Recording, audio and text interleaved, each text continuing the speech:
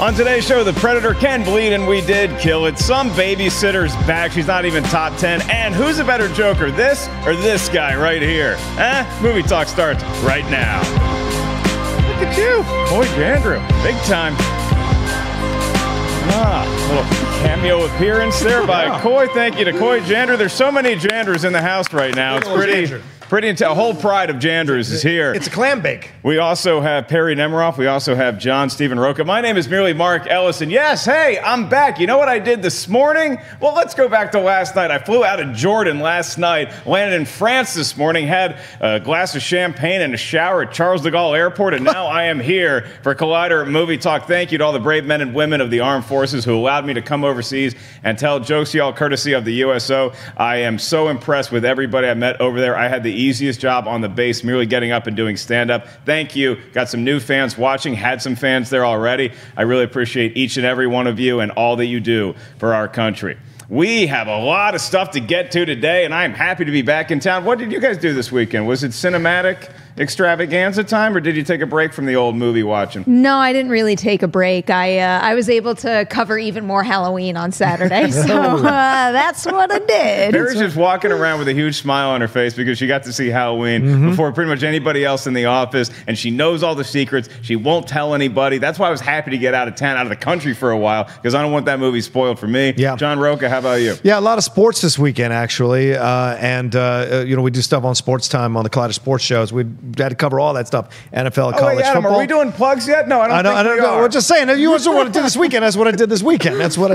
And I rewatched Unforgiven, the Clint Eastwood, on my new 4K television with my new 4K player. Look at that. Really nice. Bragging about the 4K television. Congrats on you and Jeff Snyder. It's not an 80-inch 4K television. It's not 80 inches. I mean, really, is it that good? I know, it's a good question. 82 is the highest I want to go, but we'll see one day. All right, well, you are mine, William Money, and we are going to let you guys know about the box office this week, and that's what we kick off with. And The Predator had a big fanfare coming out. It's one of our favorite aliens of all time coming back, and it didn't do all that well at the box office. $24 million domestically, and that's not a great haul if you're a name brand franchise like Predator. And Predator and Alien are forever going to be interlinked. They share the same universe, and they're both 20th Century Fox properties. When you look at Alien Covenant coming out, that movie came out, and that did not have a lot of the PR hurdles that Predator has had recently, and that underperformance still did better than Predator opening weekend, when Predator didn't have a whole lot of competition other than a dead nun that's haunting people. This is a huge disappointment, and I think that this is, I hate to say it, just another nail in the coffin of getting more Predator movies. Shane Black had a high bar that he was aiming for with this Predator movie, Perri. Critically, it didn't seem like it hit. Some fans I saw on Twitter, when I was able to check Twitter this weekend, that they enjoyed it here and there. Some people in our office disagreeing back and forth as to the merits of the film. But overall, you want to look at critically, you want to look at some things that happened on set that maybe didn't translate into selling the movie all that well leading up to the release. It's a big dud for Predator. Yeah, it's unfortunate for anyone who wanted to see this franchise continue. I'm not the biggest fan of the movie overall, but I will agree. I think it had some brighter spots that worked okay. But overall, I didn't really love it all that much. As far as the box office goes, there's a whole bunch of factors that could have come into play here.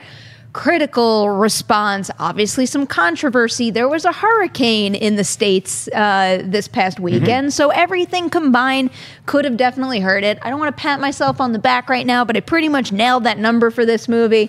I was thinking it was going to come very, very close to the last Predator movie, which is basically what happens, but yeah, I don't think we're going to get another Predator movie after this one, but I don't think that's going to be the case with The Nun. So after having that record-breaking weekend last weekend, where it became the highest opening haul for any Conjuring movie, now it also has the highest weekend to drop. But, the good thing about that is it made a ton of money last weekend, so it still made a good deal this weekend. And I'm just really curious now to see what New Line does with this next. If they bank on the specific, because we all know that Valak is the Nun, but do they bank on the specific title, The Nun, and make more Nun movies, or do they hope that people make the Valak connection and continue on with Crooked Man? Yeah, I mean, Rocha, we know there's a lot of scary nuns out there that date all the way back to Valak up through present day, or at least my history with Catholic school. That movie, The Nun, came in number 2, like Perri said, $18 million. A simple favor. For my money, an impressive number 3 debut with not a lot of advertising. You have some big stars there with Blake Lively and Anna Kendrick making $16 million. White Boy Rick with 8.9 was number 4, and Crazy Rich Asian still in the top 5 with $8.7 million. What stands out to you about the box office? Is it all about Predator? Is it all about the success of The Nun? What say you? It's a good question. It's tough for me. I'm tied between The Predator and Simple Favor. I really didn't expect Simple Favor to do anything, even though Paul Feig quietly directed this movie. Like, nobody's making a big deal. This is Paul Feig's movie, you know, but he comes back with something like this. Blake Lively, Anna Kendrick. A lot of people feel also online on social media that the film was misrepresented of what it actually is, and felt that the marketing did a disservice to the film, because the film was actually a lot better and a little different than people thought from the marketing. And so I'm seeing that a lot online, but it's still managed to scare up what it scared up, and on a $20 million production budget. So if it hits 30 or 40 by the end of its run, that's a good thing for a film that's only modestly budgeted at $20 million.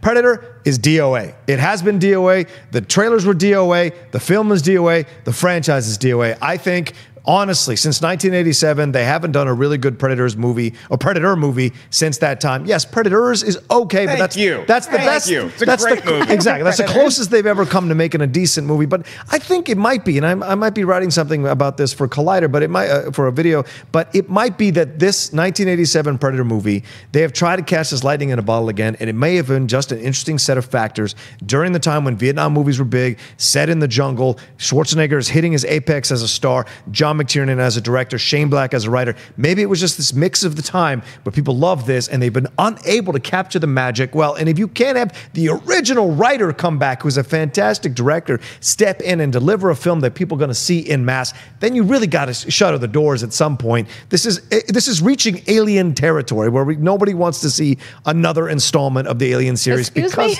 they're not good. Covenant wasn't good. Prometheus wasn't the good. So over and over again, they're failing at what they're trying to do to promote this brand and this franchise. And I think Predator failed again.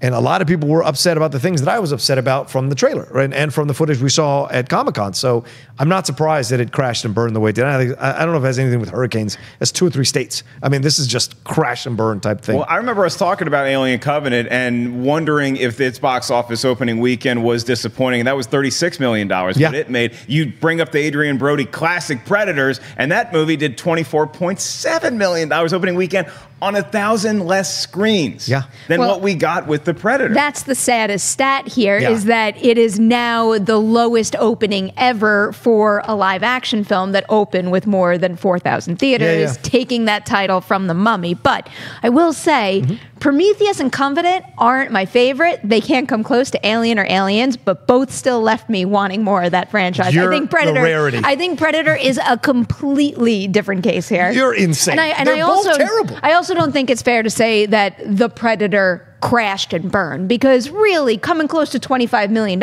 is still a nice chunk of money. It's just when you look at the budget of Predators and then you look at the $88 million they spent on this, it doesn't really balance out. Or doesn't balance out to give them a good reason to continue on with the franchise more so than anything. Yeah, and that's a good point. And I hear what you're saying. It's just, for me overall, when you bring the original writer back, the original fans should be coming back. When you cast someone like... The original writer is one thing, and Shane Black is a nice name in our circle. His name is not Arnold Schwarzenegger. Arnold Schwarzenegger isn't even the name he was in '87. I love that you brought up the original, because Schwarzenegger at that time, for you kids who don't remember, Arnold Schwarzenegger was the biggest movie action star in the world, and it's not even close. That guy opened a movie and everybody wanted to know what it was about. You combine that with Aliens, you combine that with this incredible cast with Carl Weathers, and it was a small movie. There weren't Predator dogs.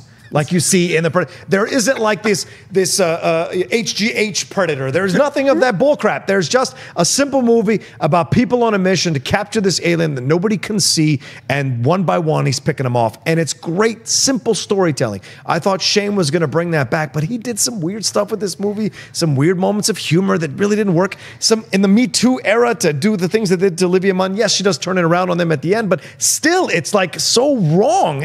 When you're watching it, this feels stupid, and so I was really disappointed by it, because Shane Black has directed two of my favorite films of the last few years, Kiss Kiss Bang Bang and The Nice Guy. So to see him crash and burn with his own property was heartbreaking. Is there a silver lining with this, though? Because you look at the box office for Alien Covenant. Because I am going to be a guy that roots for a good Predator movie. I want to see a good Predator movie. I didn't think this one was a good Predator movie. I think it had some fun that I had at times, but I didn't think it was a good movie.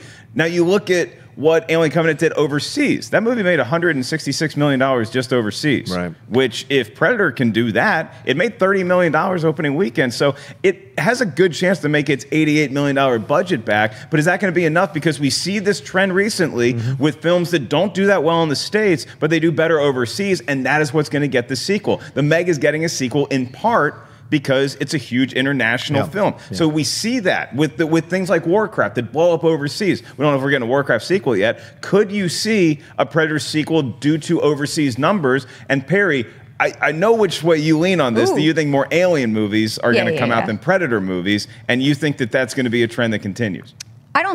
I wouldn't say it's likely we're going to get another Alien movie anytime soon, but if I had to pick between one franchise or the other in terms of likelihood of it continuing, I would definitely pick Alien. As for the Predator's overseas numbers, I think that the combination of international numbers and domestic numbers will get them close to breaking maybe breaking even, or at least as far as the production budget is concerned. Because, like, who knows how much they spent marketing this thing. And also, you know, everyone has a different story about what it actually means to break even, what amount gets you there. But even when I look at the international numbers right now, they're not that impressive. I mean, they're certainly not impressive enough to say, oh, it tanked in the States, but because everybody else loves it, we're going to continue. And even when you look at the Meg, the Meg performed really, really well overseas. It's also still chugging along quite nicely here, too. So I don't think the Predator is that same kind of case. And, you know, we had this argument on Movie Talk, I think it was on one time. We were talking about the fact Keegan-Michael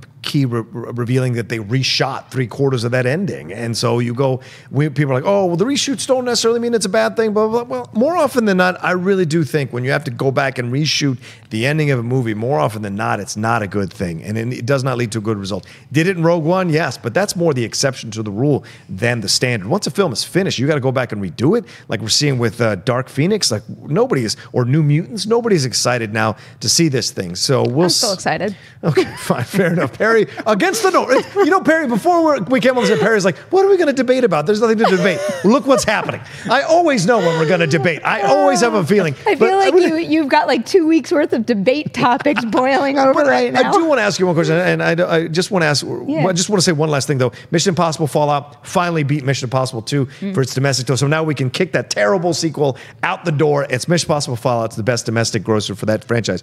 Why do you think The Nun made as much? I didn't get a chance to ask because you were in Toronto. Because this blew my mind when I hosted the Movie Talk and talked about it. And I wanted you here. Like, what did you think about this and why? I was astounded by how much it made. I think what my prediction wound up being was something like 45 million, and it came in well above that.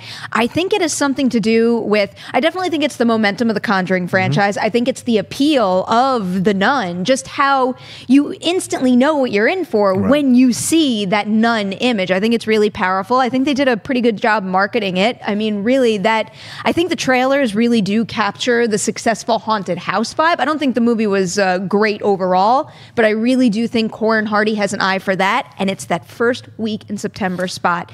We had a bunch of good holdovers, but The Nun basically had that weekend all to itself. No, it didn't match It numbers from last year, but the success of It last year was a sign that that is a very profitable time for horror movies right now, and The Nun really reaped the benefits. You put out a trailer that scares everybody, and again, you have the perfect combination of scary entities with The Nun, because you have the religious background, the psychological scares, then you also have a pretty scary-looking creature in The Nun and Valak. So nice combination there. Quick note is that Peppermint is number 6 at the box office. I'd read $24 million it's made in 2. That's pretty nice. Great. On small for Jennifer Garner and company. And Alicio, yes, I'm watching, and Disney's Christopher Robin is within $5 million of $100 million at the domestic box office. So congratulations to you McGregor, and all of the Winnie the Pooh faithful out there. You talk about the Predator dogs. I got to meet some Predator dogs this weekend. More on that on my Instagram. We go to our next story, and that would be the first image of the Joker has been released. This is not the Jared Leto Joker in Suicide Squad 2, obviously. This is the Todd Phillips directed independent Joker movie, and that is Joaquin Phoenix.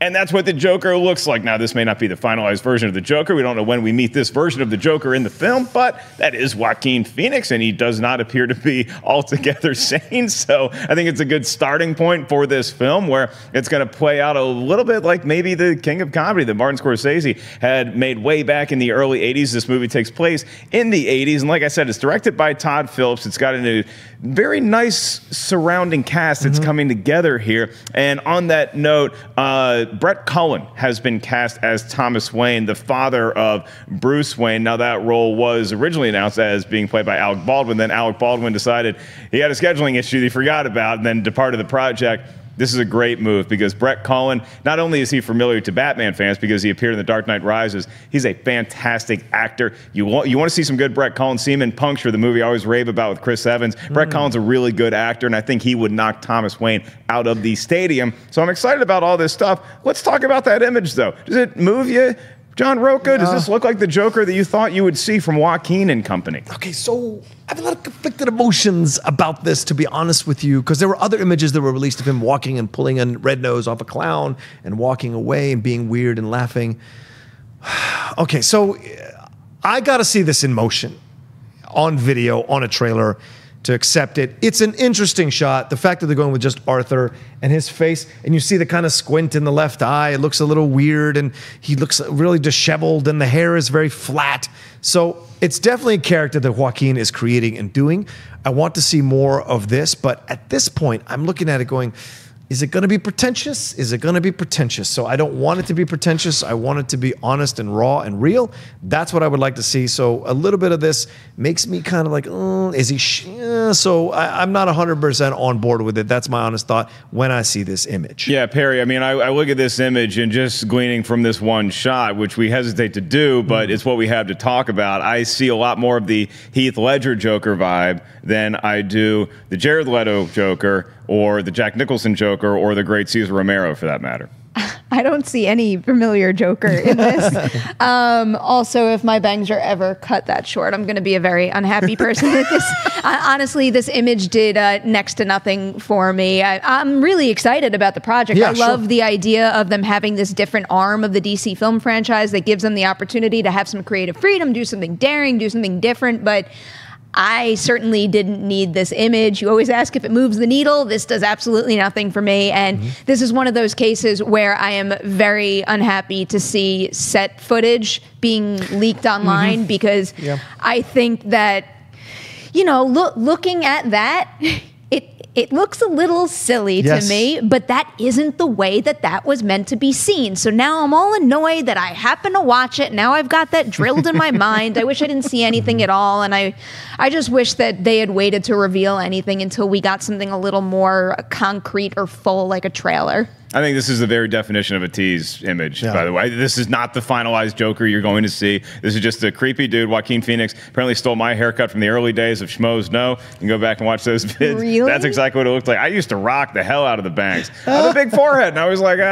you know, I got to be. And then I always had a big forehead my entire life. Then I was like, I was at Supercuts one day. I was going to a wedding that weekend. It's like 5-6 years ago, and I was like, you know what? Just effing do it. Wow. Just do it, cut it, and then spike it up. And now I'm a sexy beast, as you guys can watch each and every Monday through Thursday here at Movie Talk, unless I'm wearing my USO hat.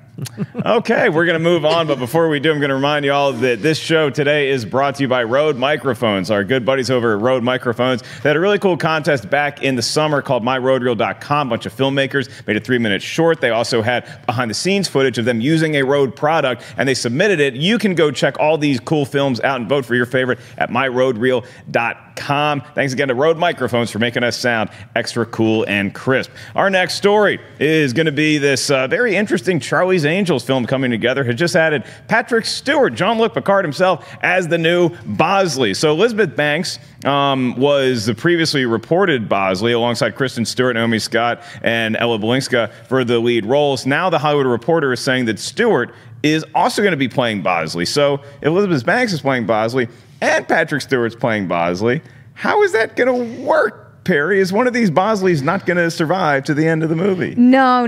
I mean, it makes a lot of sense why we have two Bosleys, that rather than it being a smaller organization with one Bosley, it's like a much bigger thing where there's all different Bosleys. You call multiple Bosleys Bosley? Bosley? Yeah. We should just make that a thing and see if it catches on.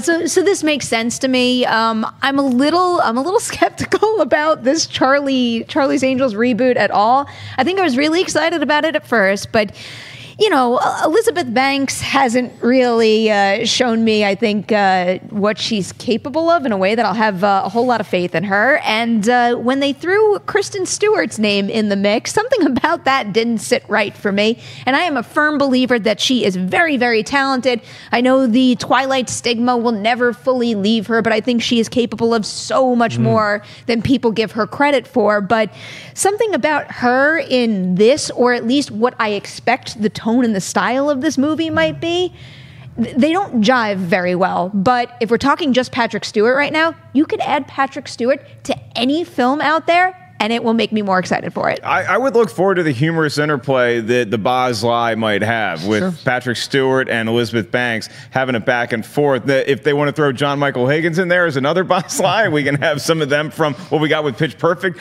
I'm all for it. But Patrick Stewart, clearly a sense of humor is going to be able to be utilized in this going forward as well, Rocha. Does this addition get you excited for Charlie's Angels? Were you already on board, or do you think it's just we're kind of grasping at straws with this reboot? No, I think I'm with Perri on this. Elizabeth Banks, I think, has shown us what she's capable of, and it's not that interesting. So I'm not that excited to see what she'll do with this directing wise, and that kind of thing. And Kristen Stewart's an interesting choice for Charlie's Angels because she's not someone who necessarily gravitates to these kinds of franchises or projects. Yes, the Twilight stuff, but I think she's moved away from it with Personal Shopper and other more intimate films where she's really shown her range as an actress and how much she's grown, like Robert Pattinson has recently with some of his choices as well. So to me, that I think we'll see great stuff from her going forward.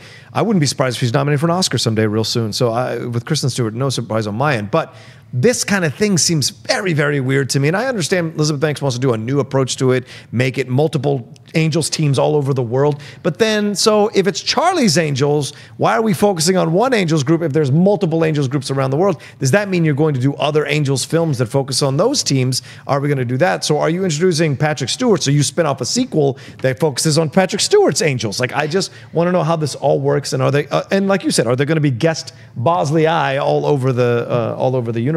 It is the most obvious play for a franchise in a story. Yep. That is exactly what this is that we can make more of these movies. Exactly. And there's probably going to be a mole somewhere in the Bosley or the Angels or something, and that's what's going to, all the powder keg is going to be lit because there's an insider and they're doing no good, and now we got to infiltrate. That's my guess anyway. When agencies get too big, stuff goes down. Do you think they'll bring back like any of the old Angels to still be on a separate team? And like, are we doing multiple generations of Angels? Like, what are we talking about? I think it'd be fun to have a cameo of Cameron Diaz, Drew Barrymore, and Lucy Liu. I think that'd be fun. I think it'd be great to see Bill Murray as a Bosley. Absolutely. But I don't care about seeing them. I really think that this sounds like they're a little handcuffed by the fact that they have to call the movie Charlie's Angels because that's the name brand recognition, that they want to do different things with this. But I think they'll have some fun with it. It certainly is a movie that's going to have a built-in market if they can hit the trailers right. You can get people excited to see this movie, but it's going to have to be more than just, there's a Charlie's Angels movie.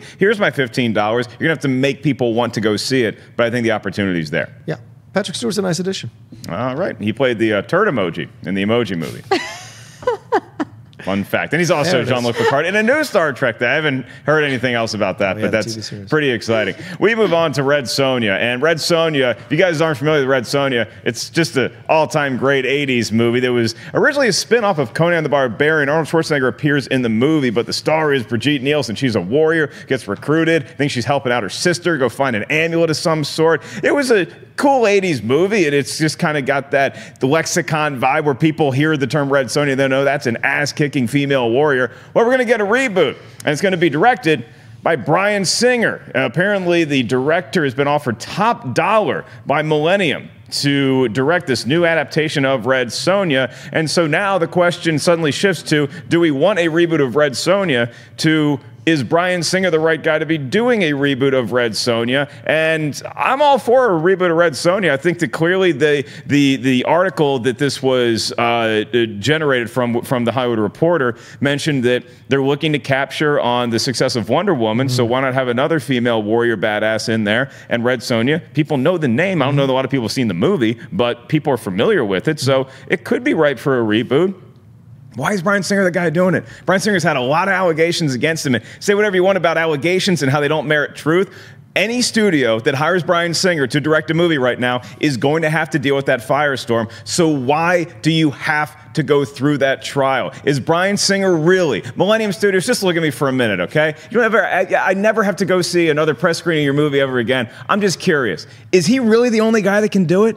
Is he really? If you look at all the directors that are ever out there, is Bryan Singer the only guy that can come in and direct a capable Red Sonja movie? I cannot believe that there's any truth to that statement, and I'm kind of shocked to see this. I don't want to see this movie necessarily. Bryan Singer has made a lot of great movies, and people are going to be right. Oh, Mark, does that mean you're never going to watch X-Men Days of Future Past again? It's up to the viewer to decide if you want to believe allegations, if you want to watch or support Bryan Singer's content, past, present, or future. In this particular scenario, I just don't understand why Bryan Singer is the only name that you have to pay top dollar for. How about you slash your director budget and you get somebody new to come in, you save some money, you don't have all this controversy, and then you still get to make Red Sonja, John Rocha. Yeah, the hidden thing about I agree with everything you said. I echo it even more. If the time is up, the time's up for everybody. You got to make it equal. This guy's had way too many accusations, and there have been a lot of stuff behind the scenes that people don't even talk about, that a lot of us know about, have heard about from other people who've had interactions with Bryan Singer, that kind of stuff. Terrible things. And so to me, this is bull.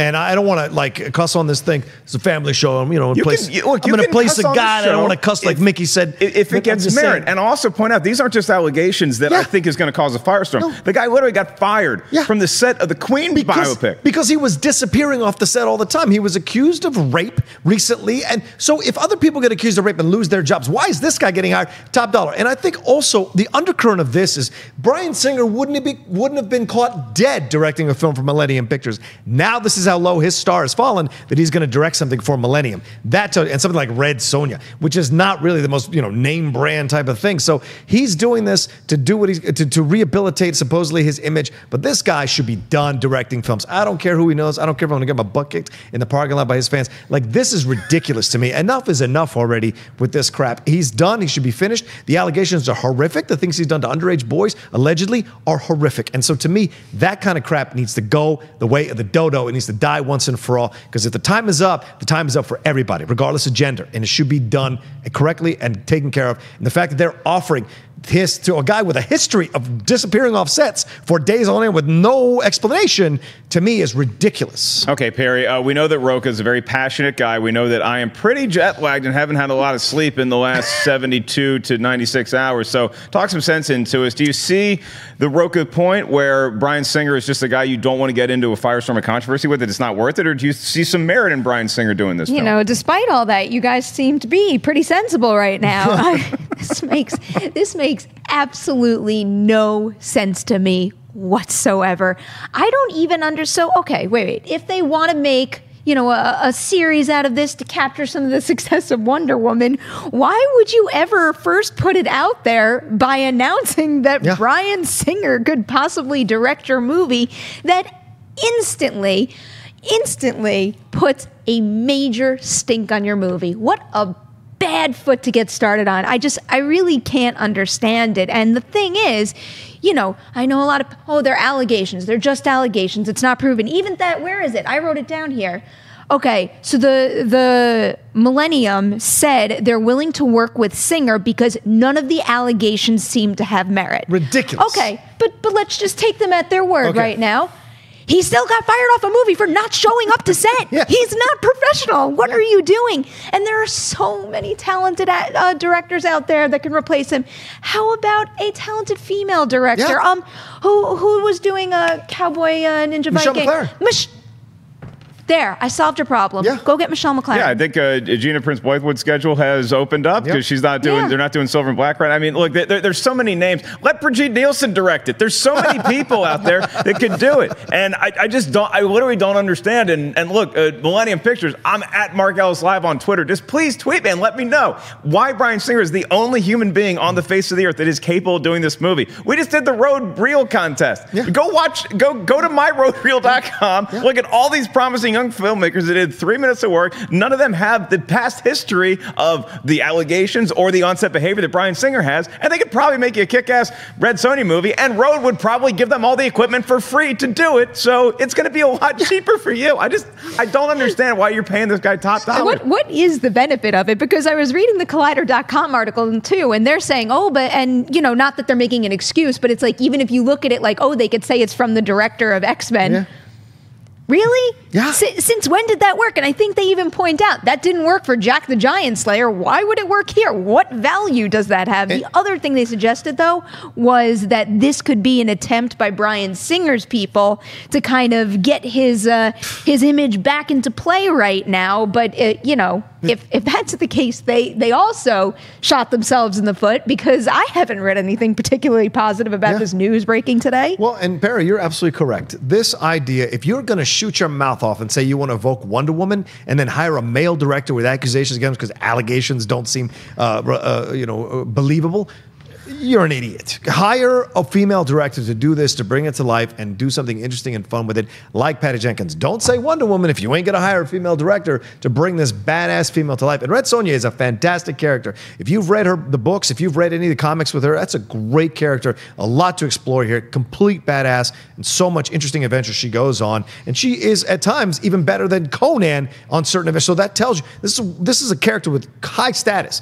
So to me, you can do better by getting a female director to come on this and bring it to life. All right, look, I would love to keep talking about this story all day, but the guys let me know they're getting a little tired of running Red Sonja footage on a loop. We're running out of tape here to put on there. And it was fun having the debate, and then also watch all the footage from the Red Sonja movie go on. I mean, maybe it'll work. We don't know. You guys let us know. Let us know your thoughts about any of the topics that we're covering right now, or any other question you have in the Collider universe. Hit us up at Twitter right now. That's at Collider Video. Use the hashtag Collider Movie Talk, and maybe we will answer your question later on in the show when we take live tweets. In the meantime, there's a trailer that we have to get to, and it's a movie that comes out at Christmas, and it's about a babysitter who is pretty average as far as babysitting abilities go, but she also can ride on clouds, and she got magical penguins that sing and dance with her. And the movie is called Mary Poppins Returns, and Emily Blunt is taking over the role for Julie Andrews, the legend Julie Andrews, and the movie has a lot going for it. It comes out at Christmas, and I watched the trailer. I watched it in the car that was taking me from LAX to here. Yeah, I came right from the airport here to talk about this trailer. It's a pretty magical experience. Oh, it's so it's pretty. It looks like a really good time at the movies for the entire family. And I want to issue an apology to Mary Poppins' people. That I ranked you as the number that I didn't have you in the top 10 as the babies. This trailer, it's got everything you want from a Mary Poppins movie. Now, again, is this going to be my Star Wars? No, it is not. But the movie looks pretty damn good for what it is. Perri, are you happy? I am so happy right now. I am so happy. I've been really excited about this, and then when you sit down and you watch this trailer, it's like it's good at the very beginning, but it was the second she spins that plate and you get some of that 2D animation and all just like the wild magic and imagination. Porpoises. It's just it truly is magical, and I think they said it in one of the text blurbs in the trailer. It's just like the magic returns, and you know, if you grew up watching the original Mary Poppins over and over, it's like at that point in the trailer, all of those good feelings just come flooding back. And by the end of it, I was just so convinced that Emily Blunt was so perfect in that role. Like at the very end, when she says goodbye and she sinks into the tub, I'm like, no, I want more of this. And I just can't wait. This trailer made me so happy. And it's going to be fun to see some returning favorites from the Mary Poppins universe. Dick Van Dyke is in there.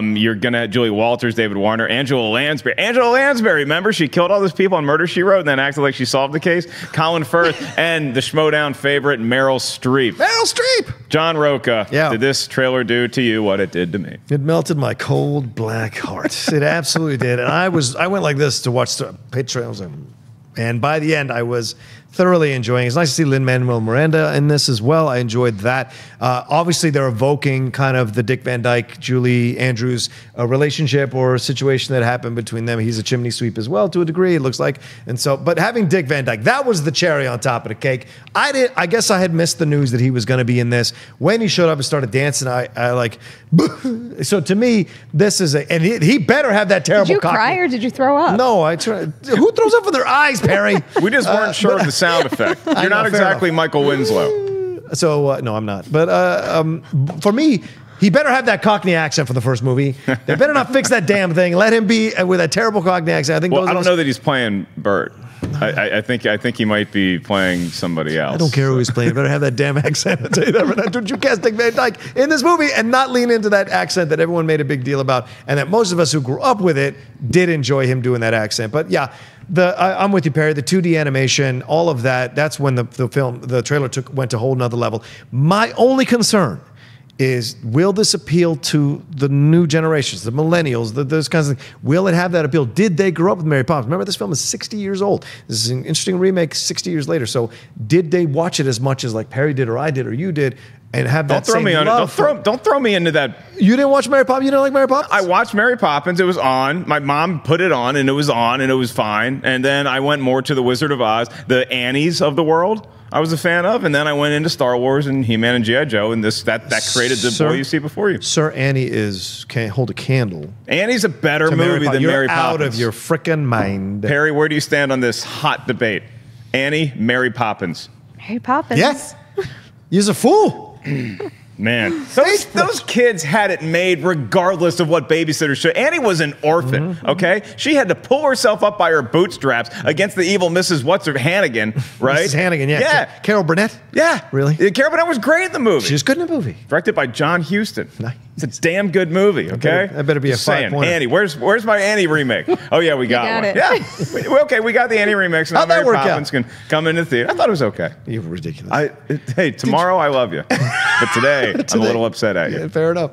Did you do you like do you think she evoked Julie Andrews and still made her own Mary Poppins? I do. I think that was one of the hardest things to accomplish in this, because you look at other people are taking over for prominent roles, even in Disney films recently with Alden Ehrenreich coming in. I thought he did a very nice job, as best as he could, as anybody could, being Harrison Ford as Han Solo. I think Emily Blunt feels a lot like Mary Poppins. But Perry, you watched this movie probably more than I did when you were a kid, and maybe as an adult as well. Did you get that Julie Andrews vibe? I was a little concerned at the very beginning, especially when she first walks in. I'm like, I don't know about this. Yeah. But then I think once you just get swept up in the magic of it all, and I also don't think she's necessarily trying to be a carbon copy of what it was in the past. It does seem to me like she is bringing her own charm. And as for younger moviegoers out there who don't know the original film, That's why this trailer is so good, because I think it's got this wide-ranging magical quality to it that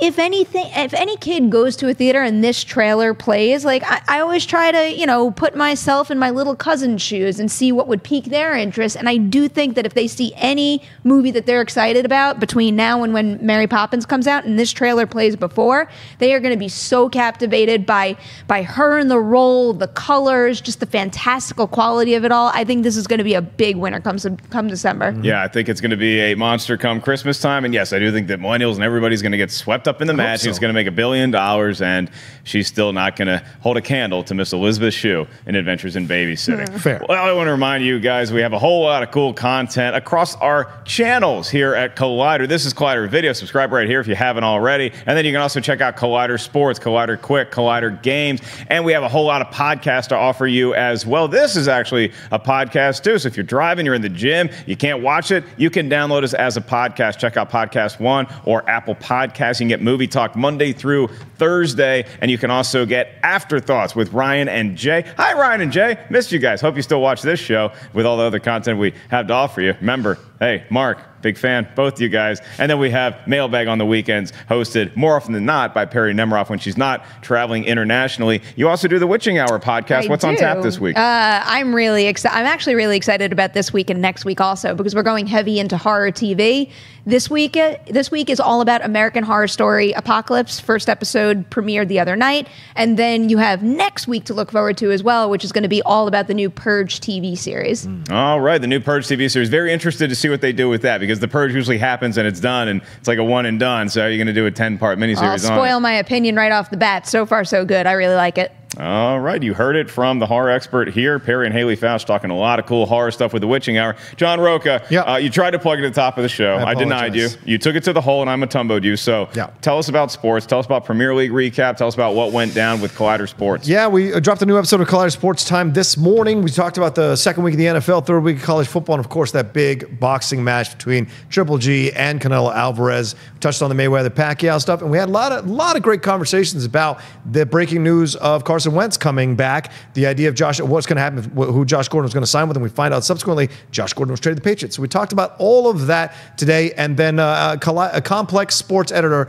Adam Caparel, stopped by to talk with me for a special episode of breaking down the Triple G versus Canelo Alvarez rematch that happened. We talked about 20, 25 minutes. That episode just dropped recently on the Collider Sports YouTube channel. And then tomorrow we got Collider Premier League recap. Josh McCoog and I doing Collider Sportsbook on Fridays. A lot of stuff going on Collider Sports. Subscribe to that YouTube channel and that podcast feed. I actually got a chance to catch the entire Canelo Triple G match.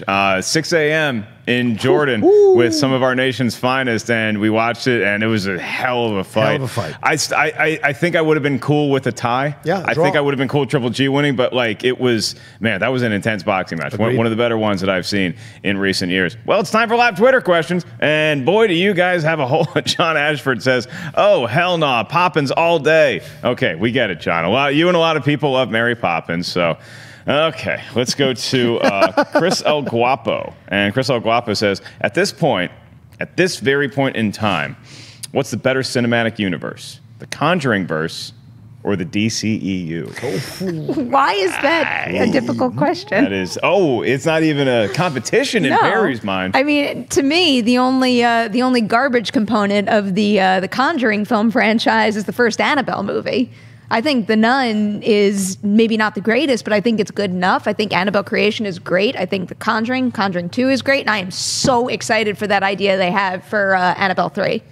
I think this is really tough because the DCU movies come out with such a level of expectation that none of these Conjuring movies ever have to deal with. If Annabelle or Annabelle Creation's good, sweet. What a nice surprise that the Scary Doll movie ended up entertaining me. You do not have that built-in pressure with any of these Conjuring movies than you do with the DCU. And so let's look back on some DCU movies. You got Man of Steel, good movie. Batman v Superman. Had qualities. Justice League, I like Justice League. Wonder Woman, fantastic. Aquaman looks cool. And for all the stuff that we report on day in and day out around here with the DCU, I've enjoyed the movies for the most part. So I might. I don't know. That Conjuring's pretty damn good though. Well, we got James Wan versus James Wan, so that's a really tough conversation to have. All the James Wan movies just cancel out. Just put the James Wan universe and throw the DC in there. It's all one big universe. No, yeah, I kind of have to lean towards the DCU only because, you know, I don't have that interest in the Conjuring universe, and not past the Conjuring. Like, I thought the Conjuring 1 and 2 were very, very interesting, but the films I've seen subsequent to that attached to the horror, I don't find them as interesting. And at least there's something in almost all the DCEU movies that keeps my interest, but that's only because I have a personal love of these DC characters. So I feel like I'm answering this question in a bit of a deficit, whereas Perri, you know, obviously loves that universe and is very well known, knows that horror universe so well, so there's a different affinity that she would have for that. So I respect that. Point. I think it's a personal opinion. You're entitled to it. Exactly. I think the higher bars for the DCU. Well, that's a different situation, you know? And you're right. It is because no one's going burn the Conjuring makers. So, like, no one's doing that, but they'll do that for DCU. Unfortunately, I'll say it like this: I feel like I think that this is college versus pro. I think that we crushed the DCU because they didn't have a good professional season, and the Conjuring universe is like a really good. It's like Alabama in college football, you know. But if Alabama played the Cleveland Browns are going to win that football game, 10 out of 10 times, 100 out of 100 times. Sure. All right. Let's move on to the next question then. This will be less controversial. Let's stick in the world of the DC movies. Meteor says, do you think the Joker movie was originally a movie about a crazy comedian, but Warner Brothers wanted to add the Joker skin for the extra cheddar it could bring? Because the Elseworld angle of it is an excuse to use the lore for the comic books and suddenly make it a more prestigious movie. It's not a bad theory because there's so many instances in film history where you see there's a script going around and then people say, oh, that's an interesting concept. What if we took that and put it in this universe? I believe, correct me if I'm wrong, that was the case with Die Hard with a Vengeance. Is that was not originally written as a Die Hard movie, and then they took it, they're like, oh, this would be great for John McClane, and we'll throw Samuel L. Jackson in there. So now it's a Die Hard movie, and all of a sudden that film gets a lot more heat on it than it would have otherwise. Is there any chance that this was just a crazy comedian on the loose, and they said, this could be a Joker movie? Sure, it's certainly possible. I mean, we heard recently how A Quiet Place was possibly going to be a Cloverfield movie. They were going to make it work for a Cloverfield movie. So it's certainly possible that happens, what you say. But I don't know. I feel like there's enough material with the Joker that you don't need to go find another script and then put the Joker skin on it. There's so many rich stories and storylines through numerous comic books of the Joker that deal with the Joker, rather, that you could use as a basis for a movie. And I still believe this is a interesting kind of Joker movie that they're moving towards. It has a feeling it's probably a combo of the Killing Joke with the memory of what he was before and a little bit of the Azzarello Joker, and we'll see. But it's not out of the realm of possibility. I just would be surprised. I would be pretty surprised if this was a movie about a comedian and not just a Joker movie, especially because, you know, it's a little different than, I think, the Cloverfield franchise, where you're not in a position where you have to reverse engineer. I imagine a lot of studios with big superhero properties, or just big properties, period, are constantly busy developing ideas. I mean, all the time, to the point that they probably have a whole bunch of Joker ideas that we're not even aware of in their back pockets, and this is the one that took. So it seems very unlikely to me. It's a creative process. There could be 38 boxing scripts going around, and then they're like, oh, let's use that one for Creed 3. I'm not saying it's going to happen, but okay, well, let me spin this into another Elseworld question. So let's say that this was a script. The Joker movie was written for a deranged comedian that was going around wreaking havoc, killing people. Who would you cast? What comedian would you cast as this deranged individual who's going around doing all these ne'er-do-well things? All right, I'll start. Mark Ellis. I think present company excluded. I think Bill Burr would be really good at this. Actually, it's funny because Mark Maron's in this movie, and I think Mark Maron would be really good because a lot of comedians can tap into that dark side. I think Lisa Lampanelli would be fantastic at something like that. Yeah, she's a sweetheart, but I think that would be really fun because you could put them on stage, and then they could be talking about stuff, and the crowd's laughing, and then they actually go out and do stuff that the crowd would be appalled that, oh no, I supported laughing at that kind of stuff. It's an interesting question because you look at Jamie Foxx. Of course, Joker's not necessarily black, but Jamie Foxx has that dramatic bone in his body to do, and has received plaudits for his dramatic roles, and of course comedy as well. Jim Carrey jumps to mind because Jim Carrey did great stuff on Eternal Sunshine and Truman Show, but also a great comedian, but also a guy who's got to, he feel like when you watch him in that Comedians in Cars Getting Coffee, and you watch him on some interviews, especially on that red carpet controversy that happened with him, he can go a little far, and you feel at times he's a bit off balance. So you throw that element, especially now, you throw that element into something like the Joker. This could be Carrey's greatest performance ever. He was the Riddler. He was the Riddler. And he was rumored to be considered for the Joker when that role was being cast, and ultimately went to Heath Ledger. So was Robin Williams. Mark Hamill was rumored, so they all would have been great. Perri, you got a comedian? Do I have to take a comedian? Can I just give another actor that I think would be a great Joker? I think I'll give you a pass on that. When you said comedian, all I could picture was like Kate McKinnon doing a spoof, and that's not what I want at all here. I think she could go there. That's a good Joker. Yeah, I don't know if that's what I want, but I think Evan Peters would make a great Joker. Yeah. Having seen him in so many different roles and so many different seasons of American Horror Story, I am convinced that he is someone with endless range that could do absolutely anything. Okay, well, let's do one more. Sorry, guys. Let's do one more because I missed everybody, and I like taking live Twitter questions, and it's good to be back in town. So, Rattan Moody, he's a big fan from up in Canada. He went to TIFF, as did Perri and I. John Rocha did not. Nope. So his question the passport was revoked. Probably primarily for I know what it's going to be, isn't it? Since Mark and Perri went to TIFF, which film would you say was your favorite of the festival? He is going to offer his favorites. He says Roma, mid-90s, or If Beale Street Could Talk. Perri Nemiroff. This isn't fair. So part of the challenge of TIFF is a lot of the stuff we saw is like very like deep and weighty and emotional, and it's like you're constantly going from film to film to film, and it all gets so jumbled in your mind. So I think I walked away just having loved so many that I can't name a favorite. Rattan, the answer is Halloween. See, but that for Perri, I didn't see it. That's also the thing. When I think about my favorite, it's like it's apples and oranges. How can I really compare, A Star Is Born, First Man, and Halloween in mid-90s? I mean, mid-90s would be on my list too. I really loved that. I loved A Beautiful Boy. I think those performances in that are just something else. I was really struck by Boy Erased and Roma also. I think that almost every single thing that I saw at TIFF, I either liked or loved, save for one movie. Ooh. And you're not going to throw that movie under the bus? Just not right now. Yeah, eventually. I would agree with that. Roma, I think, got the most out of me emotionally because it's just such an impressive feat. Not only by Alfonso Cuarón, but the story that he's telling, the cast involved, what they're able to get to show on screen and to make that come out of just people who are watching the film. It's really an experience to watch. I might say my favorite. I love First Man. I love Beale Street. A Star Is Born.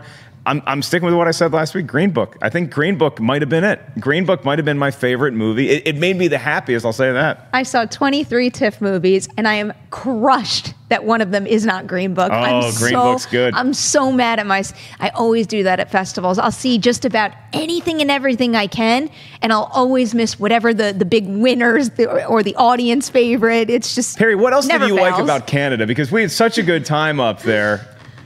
I really had a nice time. It was nice being in a big city. Fans are so nice to us, and they all come up and they say, "Hey, what's the other Collider people like? Like Christian, or like that, or like Dorian, or like Jack." Not a lot of Rocha questions, but other than that, I think it was a really fun time up north. It really was. I mean, the one night when we got to meet up with a bunch of fans, it was really nice. I have a Twitter question. It's from At the Rocha Says. Wait. I have one more thing. You know what was really? Tell me you went to this place. Did you get any ice cream from Sweet Jesus? I did not go to Sweet Jesus. No, I didn't know that was an option. He died for your sins. I feel like I failed you for not having told you about this before. I was not made aware of Sweet Jesus. The most incredible soft serve ice cream there is. Okay. So good. I did enjoy Tim Hortons, and I went to the Keg Steakhouse on my last night.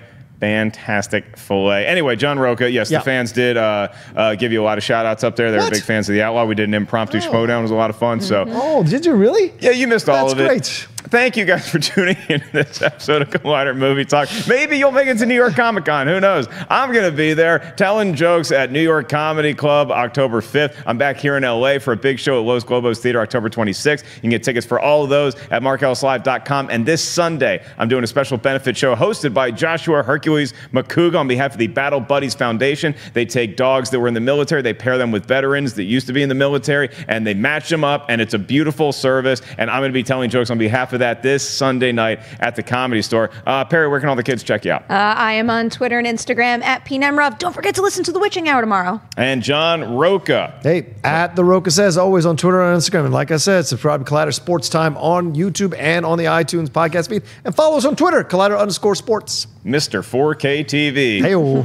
William Money himself. Thank you guys for tuning in. Let's throw it to the wide for our goodbye. Thanks for welcoming me back with such open arms, America. We'll see you guys tomorrow, 4 p.m. for another Collider Movie Talk. Hey everybody, Mark Ellis here. Thanks for watching this episode of Collider Movie Talk. You want to watch more? Then click up here, or you can click right here for more great content from Collider. And if you haven't subscribed to Collider Video, do so right now and share this vid with your friends. Thanks for watching.